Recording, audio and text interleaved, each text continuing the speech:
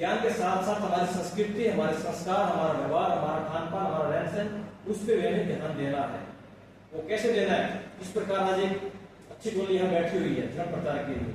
हमें गांव गांव जाके, गुलाब जी हमने इस साल योजना बनाई है कि मैं खुद जो हमारा क्षेत्र है उसमें गांव गांव जाके, क्योंकि हर गांव में एक डेरा है, एक सन्यासी है, एक ब्राह्मण है, एक मंदिर है, एक गौशाला है, लगभग हर गांव मिल जाएगी। और जो सन्यासी होता है वो गांव का केंद्र बिंदु होता है। वो हर घर में पहले भिक्षा का हमारा प्रावधान होता था कि सन्यासी जो है वो हर घर में जाएगा, भिक्षा लेके आएगा।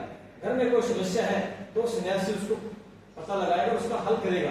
उससे क्या हमारा जो धर्म के प्रति जुड़ाव था वो भी लगा रहता था। तो हम सभी गांव में जाएंगे, जितने हमारे सनातनी है, बंधु है, हम वहां जाके उनके साथ बैठक करेंगे और कम से कम 1 सप्ताह का हम वहां शिविर रखेंगे नित्य प्रति, और शाम को हमारी भागवत चलेगी। इस प्रकार अभी आगे का हमारा रूटीन हम बना के चल रहे हैं।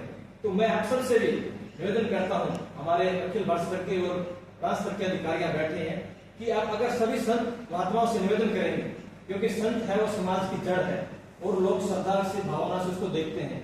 अगर सभी सन्यासी हम सबसे जुड़ के, क्योंकि केवल माँ भगवती के लिए, अपने आप के लिए, आने वाली पीढ़ी की रक्षा के लिए हम उनसे अनुरोध कर रहे हैं, हम अपने आप को नहीं कर रहे हैं।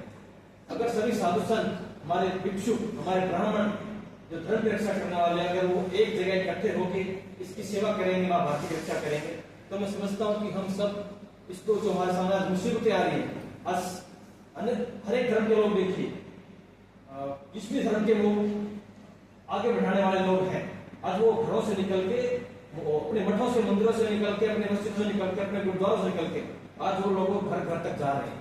आज ईसाइयों का देखिए पंजाब में क्या हो रहा है, पता नहीं कहां से लोग वो यहाँ के आते हैं, हमारे लोगों को टारगेट करते हैं, जो गरीब कम्युनिटी के लोग हैं उनको टारगेट करके उन्हीं में से फिर हमारा दुश्मन पैदा करते हैं।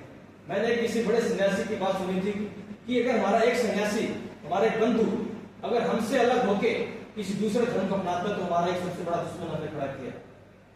तो हमें प्रयास करना है कि हमारी टोले में से हमारा कोई बंधु हमसे छूट के ना जाए किसी कारणवश से। अगर किसी कारणवश से उसके अंदर मनमुटाव होता भी है तो मैं समझता हूँ कि हम सबको मिलकर हमें हमारे साथ उसको लेके रखना है, हर प्रयास संभव करना है कि हमारे साथ रहे। तो हमारा सबसे पहले हम प्रयास करते हैं कि हम गांव में जाएं, हमारी जो नौजवान पीढ़ी है उनके साथ बैठें, उनकी चर्चा करें, उनके समस्या के उनका समाधान करें। क्योंकि आज का बच्चा हम देखते हैं, माँ बाप भी मंदिरों में बहुत कम जाते तो कोई नाम आकर के जाते हैं, ये वास्तविक सच्चाई बता रहा हूँ आपको। मैं भी गौशाला में रहता हूँ और फतेहाबाद, सिरसा, हरियाणा, लगभग इस तीनों जिलों के क्षेत्र में लगभग घूमता हूँ, क्योंकि यहाँ पे लगभग हरियाणा प्रांत की 90% गौशाला 3 जिलों में है, 90%। 651 गौशाला है, 137 सिरसा में है, 142 के लगभग फतेहाबाद में है और 61 वन हिसार जिले में है।